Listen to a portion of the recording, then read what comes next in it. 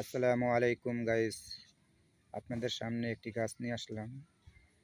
এই গাছ এই গাছটির নাম হচ্ছে তেলাকুচা গাছ বা তেলাকুচা পাতা।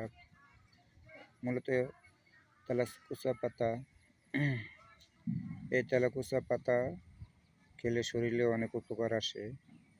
এইসব গাছ আপনার অনেক সময় জঙ্গলে বা আপনার বাড়ির আশেপাশে হয়ে থাকে, কিন্তু অনেকে এই গাছের উপকারিতা জানে না। তাই আজকে আপনাদের সামনে আমি তুলে ধরলাম এই গাছের পাতাগুলো। তেলাকুচা পাতার আপনারা শাক বা ঝোল রাইন্দা খেতে পারবেন।